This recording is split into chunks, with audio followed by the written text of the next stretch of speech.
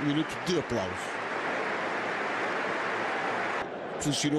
Funcionará sempre como terreno neutro por ser o palco de uma... Salai, barrado por Luke Shaw, fica entretanto agarrado à cara e o árbitro assinala penalti. Autorização concedida a Salai, atirou e marcou! A Hungria está na frente!